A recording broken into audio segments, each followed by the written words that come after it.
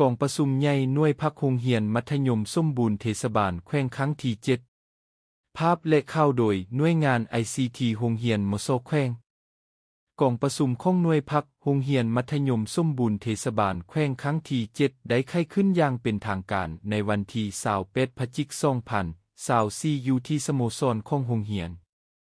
โดยการเป็นประธานของสหายพรใส่ดวงตาเลขาหน่วยพักโดยให้เกียรติเข้าร่วมเป็นประธานชี้นำกองประชุมของสหายสมศักดิ์สุพิไลกรรมการพรรคแขวงเลขาคณะพรรคฮักทานแผนกศึกษาธิการและกีฬามีบรรดาสหายแขกเชิญจากคณะจัดตั้งแขวงคณะกวดกาแขวงห้องว่าการแขวงคณะโฆษณาอบรมแขวงแขกเชิญและผู้แทนกองประชุมเข้าร่วม62สหายหญิง33สหายกองประชุมได้ค้นคว้าปรึกษาหารือและรับรองเอาปัญหาที่สำคัญดังนี้ 1. ตีราคาพ้นการนำภาษีนำจัดตั้งปฏิบัติมติกองประชุมใหญ่ครั้งที่ 6 และแผนพัฒนาของโรงเรียนในระยะที่ผ่านมาและทิศทางแผนการในต่อหน้าแต่ปี 2025-2030 2. สำรวจการนำพารวมของหน่วยพักโรงเรียนมัธยมสมบูรณ์เทศบาลแขวงสมัยที่ 6 ที่ผ่านมา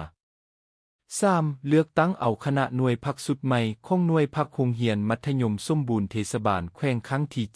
7 กองประชุมได้ดำเนินด้วยบรรยากาศแห่งความสามัคคีเป็นเอกภาพและความรับผิดชอบการเมืองสูงของผู้แทนกองประชุมซึ่งได้รับรองเอาบรรดาเนื้อในดังนี้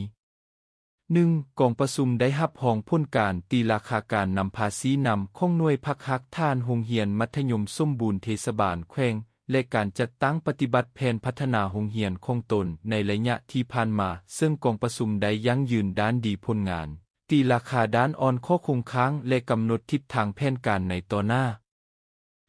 รับรองเอาบทสำรวจการนำพารวมของหน่วยพักโรงเรียนมัธยมสมบูรณ์เทศบาลแขวงในระยะที่ผ่านมายั่งยืนด้านดีด้านอ่อนและวิธีแก้ไขในต่อหน้า3. กองประชุมได้ใช้สิทธิประชาธิปไตยเลือกตั้งเอาคณะพรรคสุดใหม่ซึ่งมีผู้สมัคร5สหายหญิง2สหายคือ 1. สหายพรใส่ดวงตา 2. สหายสมฤทธิ์สันนิวาส 3. สหายนางมณีซ่อนเส้งดาไล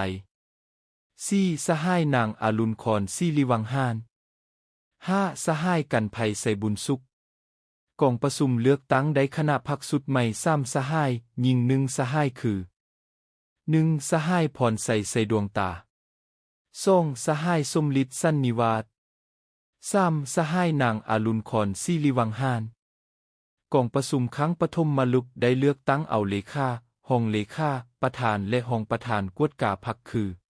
1. สหายพรใส่ดวงตาเป็นเลขาหน่วยพรรคฮักทาน2. สหายสมฤทธิ์สันนิวาสเป็นห้องเลขาหน่วยพรรคฮักทาน 3. สหายนางอรุณครศิริวังหานเป็นกรรมการพรรคกองประชุมได้คัดเลือกเอาประธานห้องประธานกวดกาพรรคคือ 1. สหายสมฤทธิ์สันนิวาสเป็นประธานกวดกาพรรค 2. สหายนางมณีซ่อนเส้งดาไลเป็นห้องประธานกวดกาพรรคตอนท้ายกองประชุมได้รับเกียรติรับฟังการโอลมของสหายสมศักดิ์สุพิไลกรรมการพรรคแขวงเลขาคณะพรรคฮักทานแผนกศึกษาธิการและกีฬาซึ่งสหายได้มีคำเห็นต่อกองประชุมเรียกร้องมายังบรรดาสหายคณะหน่วยพรรคฮักทานสมาชิกพรรคแต่ละสหายตั้งหน้าเสริมขยายมูลเสือและผลงานญาติมาได้ในระยะที่ผ่านมาพร้อมกันปรับปรุงแก้ไขปัญหาด้านอ่อนข้อคงค้างและปัญหาย่อท้อตั้งใจดีขึ้นสืบต่อทุ่มเทสติปัญญาเพื่อแห่งยกสูงความรับผิดชอบการเมืองเพื่อนำภาษีนำการพันขยายและจัดตั้งปฏิบัติเนื้อในจิตใจกองประชุมครั้งนี้ให้มีผลสำเร็จเป็นอย่างดี